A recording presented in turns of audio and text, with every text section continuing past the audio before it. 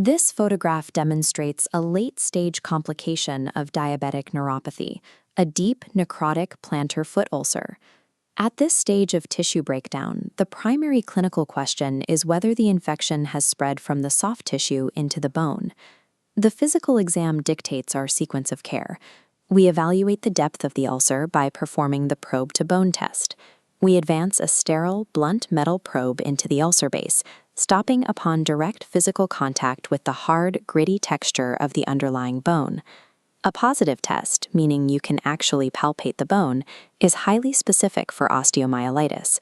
In practice, this physical finding carries enough diagnostic weight that you can proceed directly to surgical planning or initiate empiric antibiotic therapy.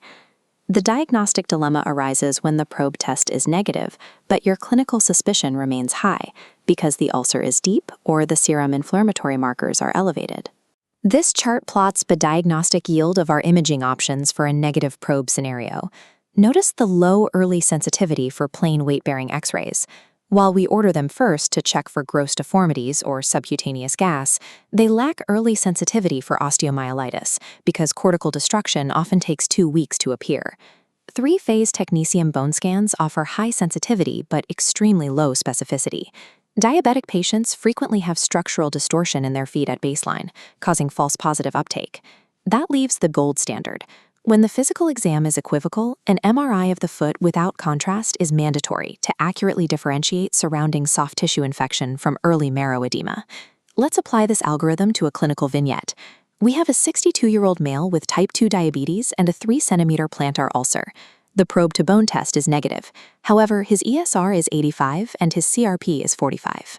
What is the next best step in management? Despite the negative physical exam, these highly elevated inflammatory markers indicate a strong likelihood of deep infection. We can eliminate option A, a superficial wound swab culture. Swabbing a chronic open wound primarily yields skin flora colonizers, resulting in an unacceptably high false positive rate. We eliminate options B and C. Plain radiographs will miss an early infection, and a bone scan will likely flag degenerative changes instead of isolating the osteomyelitis. We must also eliminate option E. While a bone biopsy is required to identify the specific pathogen, it is the wrong next step. You must obtain advanced imaging first. That leaves option D. An MRI of the foot without contrast is the correct answer. In a diabetic foot with a negative probe but high inflammatory markers, advanced imaging must localize the pathology before you perform any invasive microbiologic sampling. This timeline illustrates the severity spectrum of diabetic foot infections. Underneath, these infections are overwhelmingly polymicrobial. A superficial swab returns a chaotic mix of colonizing bacteria. In contrast, a deep tissue biopsy isolates the 1 or 2 true pathogens driving the infection. For mild, superficial infections lacking systemic inflammatory responses, we use narrow empiric coverage. Here, we target standard skin flora, methicillin-sensitive Staphylococcus aureus and Streptococcus. The clinical criteria shift aggressively for severe limb-threatening infections. These are defined by the presence of fever, hemodynamic instability, or deep necrosis. When an infection becomes severe, this coverage matrix dictates our empiric IV therapy. We must immediately cover MRSA, Pseudomonas aeruginosa, and strict anaerobes. However, keeping a patient on broad-spectrum therapy indefinitely invites multi-drug resistance and opportunistic infections. Systemic signs dictate immediate broad-spectrum empiric coverage. But obtaining a deep tissue or bone culture is the singular action that allows you to safely de-escalate that therapy to a targeted, narrow-spectrum antibiotic.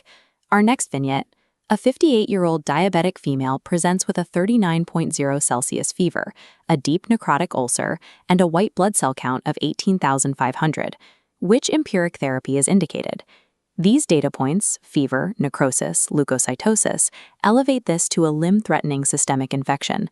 We immediately eliminate option A. Oral cephalexin has a narrow spectrum and administration route insufficient for systemic sepsis. We also eliminate options B and E. Neither covers the critical gram-negative threat of Pseudomonas, which thrives in deep necrotic wounds. We eliminate option D, withholding antibiotics pending a deep culture. Delaying empiric therapy in a frankly septic patient drives up mortality. This leaves option C as the correct choice: intravenous vancomycin and piperacillin tazobactam. The algorithm is absolute. DEET infections presenting with systemic signs bypass stepwise medical management. They require maximum empiric IV coverage for MRSA, Pseudomonas, and anaerobes immediately. Look at this side-by-side comparison demonstrating Charcot neuroarthropathy. It is a non-infectious cascade driven by profound peripheral neuropathy, a loss of protective sensation, and repetitive microtrauma that ultimately causes the midfoot architectural collapse seen here on the right. Acute Charcot is a dangerous diagnostic trap. It presents clinically as a warm, swollen, red foot that perfectly mimics severe cellulitis or acute osteomyelitis. To differentiate the two at the bedside, we rely on a critical physical exam maneuver, the leg elevation test. The physiological response gives us the diagnosis. If the redness is caused by autonomic neuropathy-driven hyperemia, which occurs in Charcot, elevating the limb for 5 to 10 minutes will completely drain the erythema away. If it is a true infection, the redness remains fixed in place.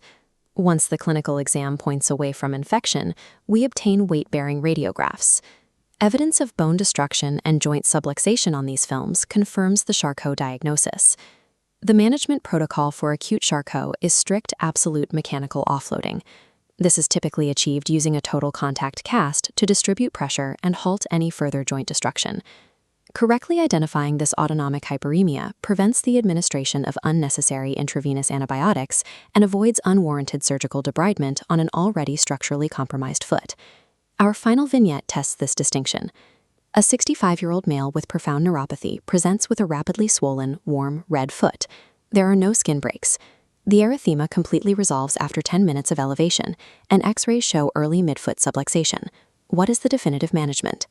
The complete resolution of the erythema upon elevation, combined with the lack of any epidermal breaks, provides definitive proof of a non-infectious etiology. Therefore, we eliminate options A and D. Intravenous antibiotics and urgent surgical irrigation and debridement are strictly contraindicated in acute non-infectious Charcot. Surgery would only worsen the inflammatory cascade. We eliminate option B, an MRI, and option E, a venous duplex ultrasound.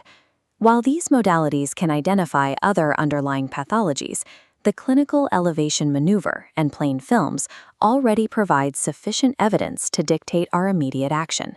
This confirms option C. Application of a total contact cast is the correct answer. For acute Charcot neuroarthropathy, immediate mechanical offloading with a total contact cast is the singular standard of care required to save the architecture of the limb.